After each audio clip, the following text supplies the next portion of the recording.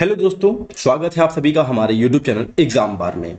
18 से लेकर 25 तक का करंट अफेयर नहीं आया और साथ ही कोई भी वीडियो नहीं आया, जिसका रीजन था कि सिस्टर की शादी थी, इसीलिए एक हफ्ते तक हम लगातार वहीं पे बिजी थे। अभी हम 26 अप्रैल का करंट अफेयर कवर करेंगे और इसमें किन किन चीजों को हमको कवर करना है जो कि हमारे एग्जाम के पॉइंट ऑफ व्यू से इंपॉर्टेंट है, उसको हम लोग सबसे पहले देख लेते हैं। कालेसर वन्य जीव अभ्यारण्य के बारे में जानेंगे कि ये न्यूज में क्यों बना हुआ था। ये हमारा एनवायरमेंट का पोर्शन कवर करेगा या एग्जामिनेशन हॉल में। भारतीय ऐतिहासिक अभिलेख आयोग न्यूज में क्यों बना था, इसके बारे में जानेंगे। भारतीय मसाला बोर्ड न्यूज में क्यों था, इसके बारे में जानेंगे। ये दोनों पॉइंट हमारा मिसलेनियस का पोर्शन कवर करेगा। गोल्डन ट्रेवल मछली ये न्यूज में क्यों बना हुआ था, इसके बारे में जानेंगे। ये भी हमारा एनवायरमेंट का पोर्शन कवर करेगा। वहीं क्रिस्टल मेष 2 मिसाइल ये साइंस एंड टेक का पोर्शन कवर करेगा। ये न्यूज में क्यों था, इसके बारे में जानेंगे।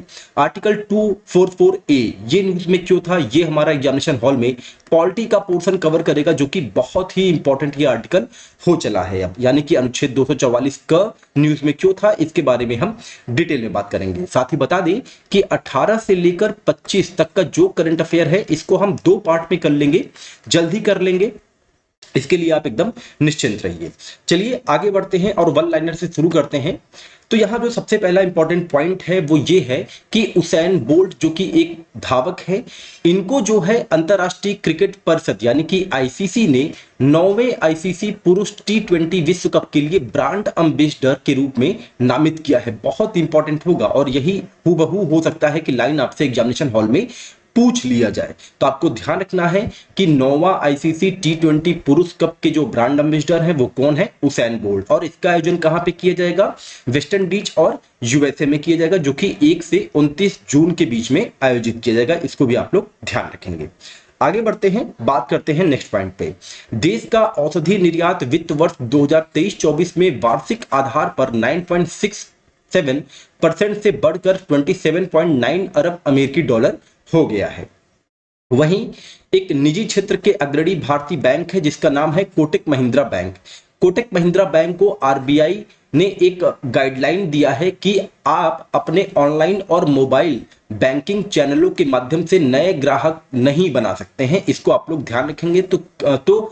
किस बैंक को गाइडलाइन जारी किया गया है, कोटक महिंद्रा बैंक को। नेक्स्ट पॉइंट है रक्षा अनुसंधान और विकास संगठन यानी कि डीआरडीओ की एक रक्षा इकाई है जिसका नाम है DMSRDE। कानपुर के विशेषज्ञों ने लेवल 6 श्रेणी में हल्के वजन के बुलेट प्रूफ जैकेट तैयार किया है। इसको भी आप लोग ध्यान रखेंगे। अब आगे बढ़ते हैं और बात करते हैं कालेसर वन्य जीव अभ्यारण्य ये न्यूज में क्यों बना हुआ था। तो ये न्यूज में इसलिए बना था क्योंकि सुप्रीम कोर्ट ने कालेसर वन्य जीव अभ्यारण्य के अंदर 4 प्रस्तावित बांधों के निर्माण पर रोक लगा दी है, इसीलिए ये न्यूज में बना था। देखिए एग्जामिनेशन हॉल में आप जो है देखे होंगे कि लिस्ट 1 लिस्ट 2 करके क्वेश्चन आते हैं, जिसमें एक तरफ आपका वन्य जीव अभ्यारण्य या बाघ अभ्यारण्य दे देगा, दूसरी तरफ संबंधित राज्य दे देगा। तो वो उन्हीं को उठाता है एग्जामिनर जो है, एग्जामिनर जो है प्रश्न वहीं से उठाता है जो कि लगातार करंट अफेयर से रिलेट रहते हैं या तो उससे जो है संबंधित रहते हैं। इसीलिए अगर कोई भी छोटी छोटी पॉइंट जैसे कि कालेसर वन्यजीव अभ्यारण्य, अब ये सिंपल सी न्यूज है कि सुप्रीम कोर्ट ने कालेसर वन्यजीव अभ्यारण्य के अंदर 4 प्रस्तावित बांधों के निर्माण पर रोक लगा दी है, लेकिन यहां से आपको अपने एग्जामिनेशन हॉल के लिए जो प्रश्न बन सकता है उसको आपको यहां पे कवर करना है। तो बता दें कि ये हरियाणा में स्थित है और हिमालय के शिवालिक तलहटी में ये जो है स्थित है और इसके पूर्व में यमुना नदी बहती है। अगर आप मैप में देखेंगे तो ये पूरा हरियाणा है और हरियाणा के आप देखेंगे लगभग लगभग नॉर्थ ईस्ट में ये आपका कालेसर वन्यजीव अभ्यारण्य स्थित है। अभ्यारण्य में कालेसर किला है जिसके बारे में यह बताया जाता है कि इसका निर्माण मुगल बादशाह औरंगजेब के शासनकाल के दौरान हुआ था। इसको भी आप लोग ध्यान रखे रहिएगा। नेक्स्ट पॉइंट पे बढ़ते हैं, आगे बढ़ते हैं। भारतीय ऐतिहासिक अभिलेख आयोग ये न्यूज में क्यों बना हुआ था, ये न्यूज में इसलिए बना हुआ था क्योंकि इसने अपना एक नया लोगो और आदर्श वाक्य अपनाया है। आप इमेज में देख रहे होंगे कि इसका लोगो इन्होंने ये अपडेट कर दिया है और आदर्श वाक्य है यत्र इतिहासम भविष्यायाम संरक्षितः, ये इसका आदर्श वाक्य है। बता दें कि भारतीय ऐतिहासिक अभिलेख आयोग अभिलेखी मामलों की एक शीर्ष सलाहकार निकाय है जिसकी स्थापना वर्ष 1919 में की गई थी। इसका नेतृत्व केंद्रीय संस्कृति मंत्री करते हैं। यह अभिलेखों के प्रबंधन और ऐतिहासिक अनुसंधान के लिए उनके उपयोग पर भारत सरकार को परामर्श देने के लिए रचनाकारों, संरक्षकों, और अभिलेखों के उपयोगकर्ताओं के एक अखिल भारतीय मंच के रूप में कार्य करता है। इसको आपको ध्यान रखना है। अब आगे बढ़ते हैं, बात करते हैं मसाला बोर्ड ये न्यूज में क्यों बना हुआ था, भारत मसाला बोर्ड। तो बता दें कि गुणवत्ता संबंधी चिंताओं के कारण सिंगापुर और हांगकांग में भारतीय ब्रांडों के कुछ मसालों पर प्रतिबंध का सामना करने के बाद मसाला बोर्ड ने बताया कि ऐसी खेपों के अनिवार्य परीक्षण अब शुरू कर दिया जाएगा। तो जब मसाला बोर्ड जो है न्यूज में बना हुआ है तो इसके बारे में जान लेते हैं। बता दें कि यह मसाला बोर्ड अधिनियम 1986 के तहत गठित एक वैधानिक संगठन है। इसका गठन पूर्ववर्ती इलायची बोर्ड और मसाला निर्यात संवर्धन परिषद के विलय के साथ किया गया था। यह उत्पादन, उत्पादकता और गुणवत्ता में सुधार के मामले में इलायची, छोटी और बड़ी दोनों इलायची के समग्र विकास के लिए जिम्मेदार है। इसको आपको ध्यान रखना है। अब आगे बढ़ते हैं, बात करते हैं गोल्डन ट्रेवल मछली ये न्यूज में क्यों बनी थी। तो ये न्यूज में इसलिए बनी थी क्योंकि ICAR central marine fisheries research institute के शोधकर्ताओं ने गोल्डन ट्रेवली का सफल कैप्टिव प्रजनन प्राप्त किया है। बता दें कि गोल्डन ट्रेवली, जिसे गोल्डन किंग फिश के नाम से जाना जाता है, एक मूल्यवान समुद्री प्रजाति है जो अपने मांस की गुणवत्ता और सजावटी मूल्य के लिए अत्यधिक लोकप्रिय है।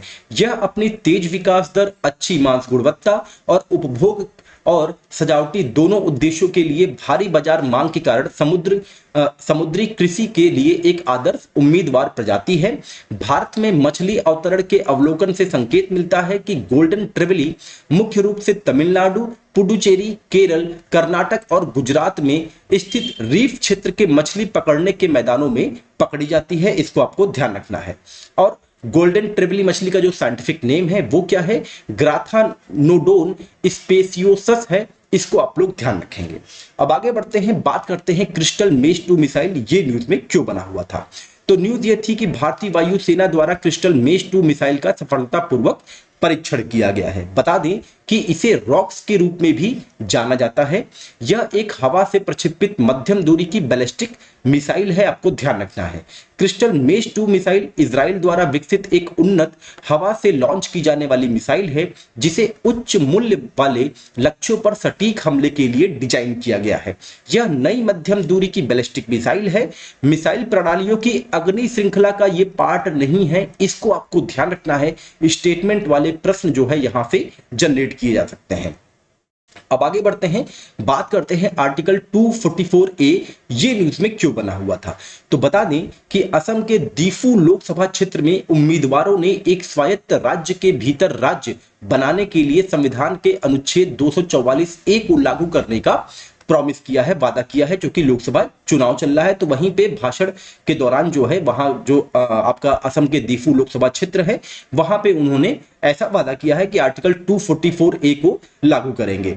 अब बता दें कि आर्टिकल 244A संसद को शक्ति प्रदान करता है कि वह विधि द्वारा असम के कुछ जनजाति क्षेत्रों को मिलाकर एक स्वायत्त राज्य की स्थापना कर सकती है। यह अनुच्छेद स्थानीय प्रशासन के लिए एक स्थानीय विधायिका या मंत्रिपरिषद अथवा दोनों की स्थापना की परिकल्पना भी करता है। और इस अनुच्छेद को 22वें संविधान संशोधन अधिनियम 1969 के माध्यम से संविधान में शामिल किया गया था। बहुत इंपॉर्टेंट होगा आपके एग्जामिनेशन हॉल के लिए, इसको आप लोग ध्यान रखे रहिएगा।